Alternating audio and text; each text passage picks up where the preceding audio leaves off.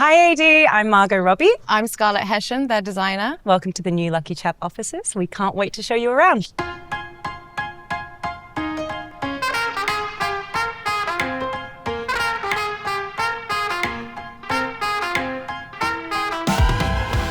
So you're in the entrance space now, and so obviously we needed a place where people, when coming in for meetings and things, could wait but feel comfortable. It's the double height space. Like, it needed some gooby pendants that hang like this. It sort of feels very 1950s to me. And this is like a really famous old sofa by a Danish designer, Wilhelm Lauritzen. And we had it reupholstered in this sort of like minty color.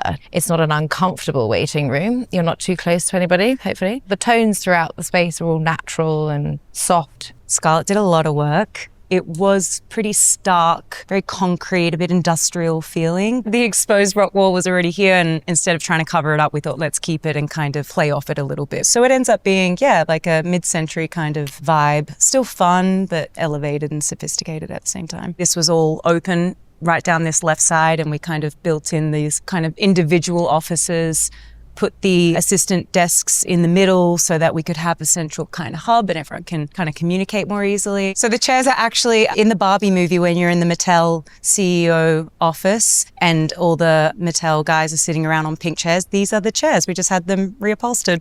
Because at the end of the movie, I mean, they were quite expensive actually. And I was like, wait, what's going to happen to these chairs? And they're like classic Saarinen office chairs. So I was like, can we please get those?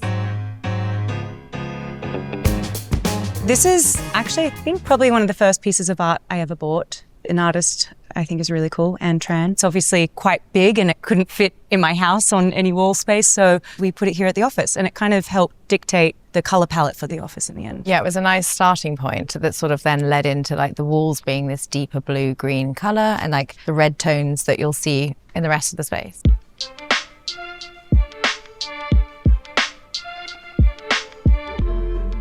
Actually, no one wanted this office. Everyone was like, oh, the space is so weird. Like, I don't want my office in here. And then we were going to use it maybe as like a stock room. And I was like, no, I'll have this as my office. And Scarlett obviously was a genius about utilizing a very strange shape. And I love it now. Yeah, we had to like somehow integrate this. Yeah, this couldn't be moved. So we designed the desk and the bookcase to sort of be one unit. And then lovely for you to be able to have meetings opposite each other. I mean, this is another handy feature.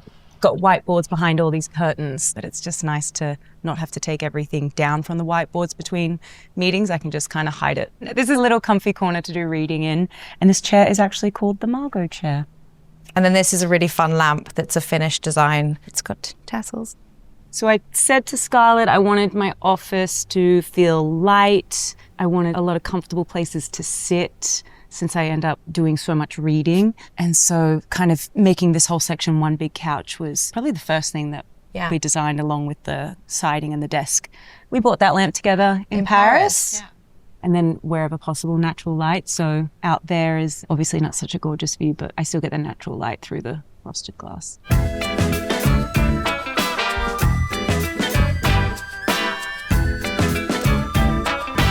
We are standing in the kitchen. We use this space a lot. It's kind of where most people at the company end up congregating. It's where everybody comes together. There's like always food in the fridge. People have breakfast, lunch, and sometimes dinner here. And we wanted to just keep it very clean, minimal, like respecting the architecture of the space and open. Honestly, some people at the company are very good cooks and they get quite fancy. The air fryer gets a real workout, but it doesn't look so cute on the bench, so we've tucked it away right now. And I mean, people literally will use the oven and properly bake. No, everyone's very generous. Yeah, breakfast feels like everybody makes eggs for each other. Yeah. I love these. These are one of my favorite kind of light features in the office. I really like light white fixtures, and I think we needed something across here that sort of broke up the neutral palette, but across the space, everything is very mid-century but minimal, and these are a nice example of that. I think like everyone's offices have like their own kind of flair, and a lot of them are darker. So the kitchen, was just lighter, and also so this space kind of feels a bit more open, I think. And like welcoming when you come in, I think. It's like, come sit at the bar, have a drink. Yeah. Speaking about, we'll get to the bar. It's just a little moment on the staircase. Well, we needed somewhere to put all your books. We have a lot of books, and also we were too embarrassed to put any awards anywhere else around the office, so we I've styled them in. Yeah. we kind of like hide them amongst the books, and it's a humble brag that way, I guess. And also this chair is really cool. We got it on auction, and it's like actually a piece of art from the 70s that came as a flat pack, and then you would build them. I had it reupholstered in a nice orange velvet to give a little moment, a reading moment for people. I'm not going to lie, no one sits there. I know, reads, but it looks amazing. Welcome. This is the screening room area.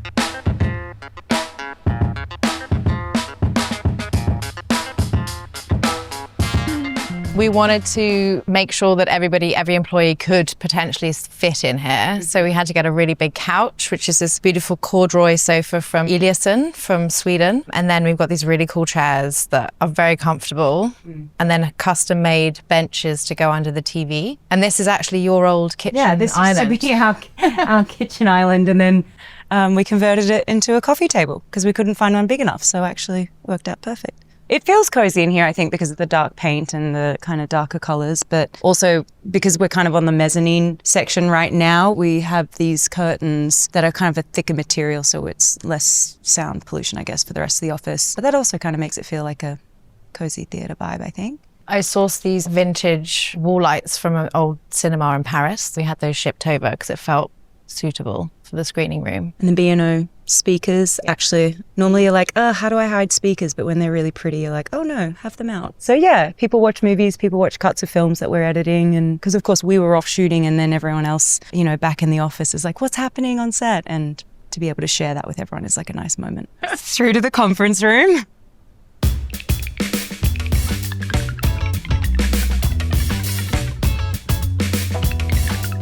Table is massive. When we do our big company-wide meetings, we often end up here. Anything more official, we end up here. Ross Allen made this table and we gave it like a pinkish hue to kind of celebrate the Barbie It was a nod. Success that we were having at the time when we were putting this together. And then, of course, every good office should have a functioning bar, in our opinion. So we have our bar here. We wanted to sort of tie into the 40s vibe of a bar that felt right with the pink table. So we chose this maple burl and this gorgeous red marble that sort of actually looks like wood, and a little brass Swedish detail to sort of make the glasses sparkle. Oh, there's a drinks trolley. So the idea is when you have a party, someone can stroll around with a trolley.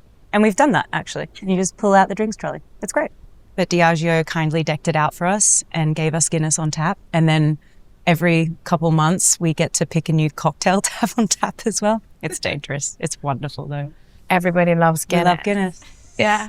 It's really hard to get a good Guinness in LA. So this is good. It's creamy. And if you know how to pour it, I'm not going to do that because my Irish boyfriend will kill me. And having a fresh keg and having the pipes cleaned and all that is always going to make your Guinness taste a lot better. Can everybody split the G? No, I mean, I always try to, but I can. Every time? Pretty much. Are you joking? I mean, it depends how many I've had. Yeah. Can you imagine if that was the interview process? Just put a Guinness in front of people. Split the G, you're hired.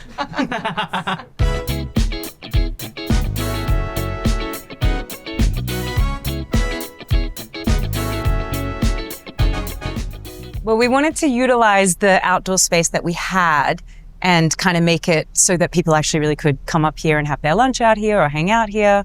Obviously, we're in LA, so the weather's always good and it's always worth coming outside. Again, it was like an awkward kind of shape and Scarlett made the most of it. Yeah, we had these planters built to try and create this greener edge because it was very hard up here, and just sort of create some movement with the plants, which is nice when there's a breeze. The orange just looks fun. The chairs are really mid-century around the table. It felt playful, it sort of felt really Californian, but sophisticated still, which felt on brand. I mean, a lot of the time people are up here having Guinness. Lunch up here, having a Guinness.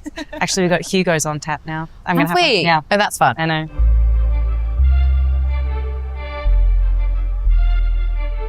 Little kitchenette, coffee station. If you're a coffee nerd, I think you'll appreciate this. This is the Rocket. You have to be an experienced barista, essentially, to be able to make a coffee in this office because the equipment is very sophisticated. Tom made us all do a lesson with an actual barista who came in and showed everyone how to work the machine. And now everyone can make really good coffee, to be fair. We've just swapped over to soft water. It's a whole thing. It's getting out of control. It's plumbed. It's here to stay. It's probably more like carefully cared for than the Guinness tap upstairs even, which is saying something. Yeah, so the ceramic cups are from a local ceramicist, Peter Shire. Actually, Tom sourced these. He fell in love with them. But it is a really good coffee machine. And it's really good coffee. And I can use it. Honestly, if you ever come by, we'll make you a coffee. You won't be mad.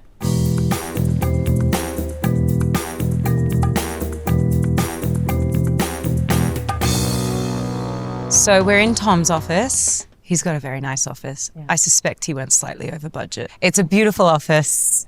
The rug is amazing in here. It's such a bright pop of color. Like everything we put on it just looked good. But this is a vintage couch that I actually tried to put in your house. And then I was like, didn't fit. And then it fit here. So I got it for here. And this art looks amazing on the blue wall. One of my favorite artists, maybe my favorite actually, Takaka Yamaguchi. I really wish this was in my office, but anyways. And then we got the exposed kind of rock wall, which ended up looking really great. It's quite James Bond. Very embarrassing that we don't need to show this. This is, I painted this. I don't know why. I was like, he always has it up. It's so sweet. Really embarrassing. It's quite James Bond. That's how I sold it to him. Like this desk, the lamp, the wall. I think he was like my evil layer. It was good. Good way of saying it to him. Tom loves antiques and vintage pieces. Things that have a story. You're both like that. You like things that sort of have a history to them and add character to a space. And kind of collect pieces like along our travels as well. That little shark we found in Italy. Yeah. So yeah. And Tom likes to sleep on this couch. Tom takes a lot of naps on this couch. This way.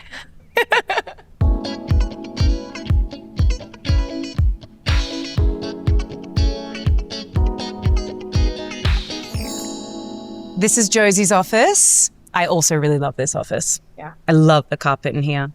More reupholstered Barbie chairs. And we also got Josey a gorgeous vintage Milo Baumann desk. And then these are also a similar period design side tables that are vintage. And Josey has had this poster. He's had that poster for so long. For a long time. And it sort of was the first thing I knew I had to work with in here. And it was great where it is. And then all your potential projects are on the wall. And the Fontana. When we started the project, I knew there was going to be a lot of walls to cover, and everybody, it's lovely, like lots of the staff have their own offices, so I wanted to personalize them. I asked, do you have a favorite movie poster as a starting point? And then had a conversation with everybody about what art they like, what colors they hate, kind of thing, and then curated the collections that is in each person's office.